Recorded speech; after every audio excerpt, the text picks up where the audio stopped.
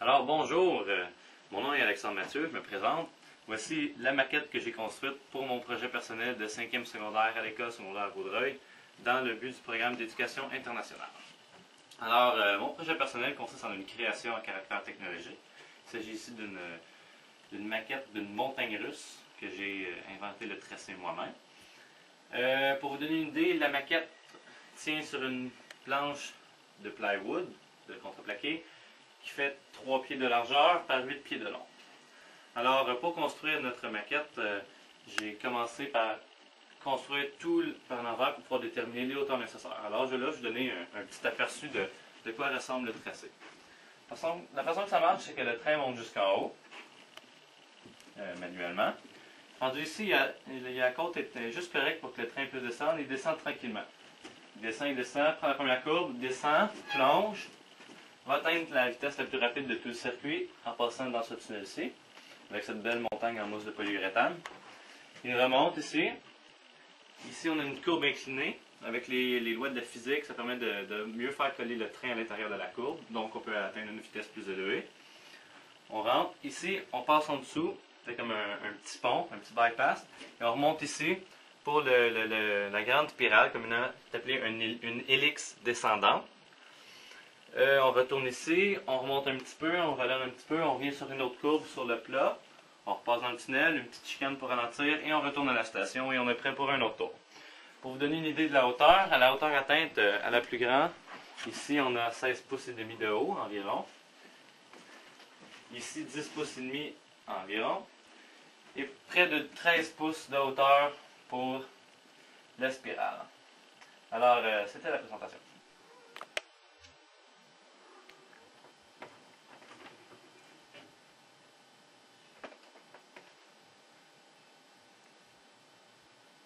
Alors, re-bienvenue.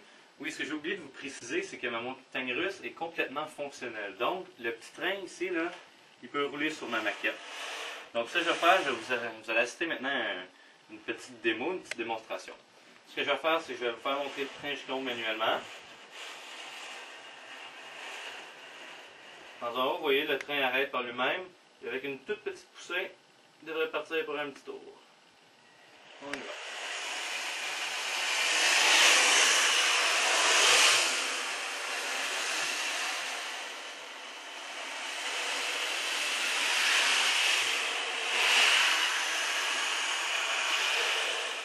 Et d'un, on va partir pour un autre.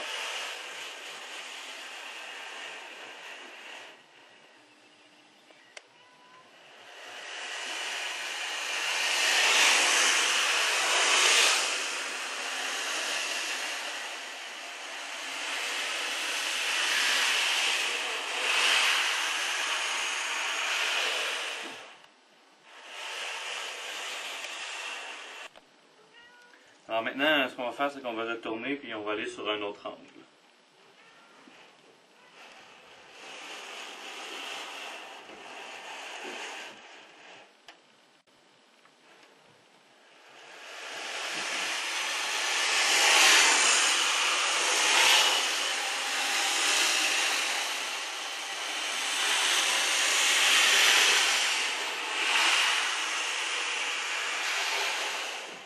On y va pour un autre.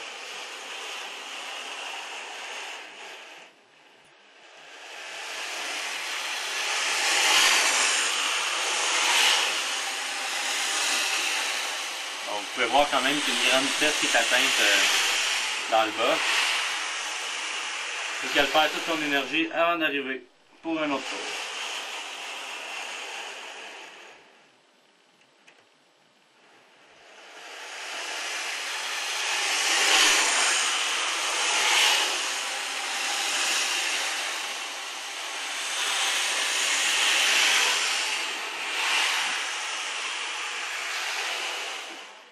Et on y va pour un petit dernier.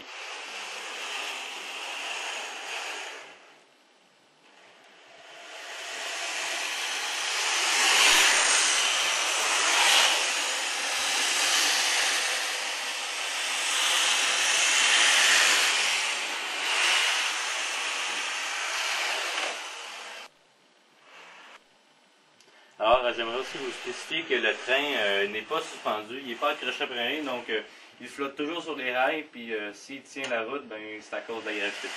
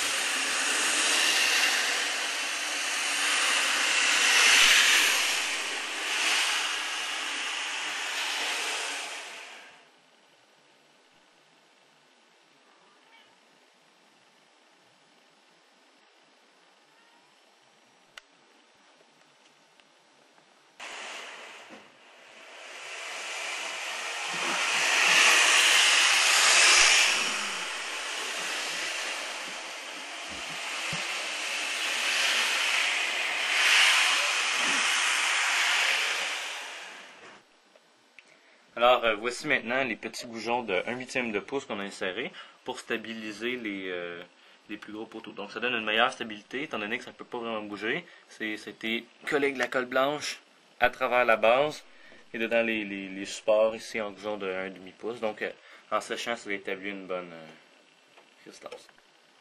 Alors ici, on a la même chose que tantôt, des goujons, sauf qu'un petit peu plus gros pour assurer la stabilité vraiment parce que c'est rendu plus haut, c'est plus facile de bouger. Alors ici, on peut voir, c'est notre première courbe inclinée que j'ai fait. Ce qu'on a fait, c'est qu'on l'a scié en deux, là. On a un petit peu un haut de cœur. On l'a scié en deux et ça a donné vraiment une petite descente smooth pour permettre au train d'avoir un petit peu de vitesse avant de pouvoir plonger dans le gouffre. Alors voici la première courbe véritablement qu'on a fait. C'est une courbe inclinée. La façon qu'on s'y est procédé, c'est qu'avec un grand compas, on a tracé 3 rayons de cercle, 3 demi-cercles, 3 demi-lunes, dans un bois très souple, ça s'appelle du contreplaqué de merisier russe. Ce qu'on a fait, c'est que c'est très malléable dans pas mal tous les sens.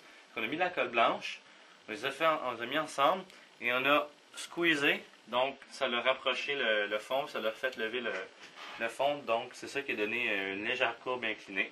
On a collé ça, on a cloué ça à la table pour une nuit, on a attendu que la colle sèche, une fois que la colle était sèche, qu'on a tout défait, ben, tout a pris la forme et la courbe est restée dans le fond. Alors voici le bois qu'on a utilisé, qu'on vous parlait tantôt, le merisier russe. Ce sens de bois là, très malléable, comme vous pouvez le voir, ça se travaille très bien dans tous les sens.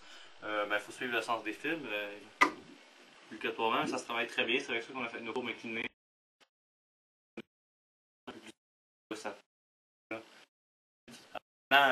Dans les droites un peu plus rapides, là, comme ici, ce qu'on a utilisé, c'est du plywood, là, du contreplaqué, et qu'on a mis. On a tracé une ligne sur le dessus et on a suivi notre rail pour qu'elle soit bien centrée pour pas que ça fasse des petits S non voulus.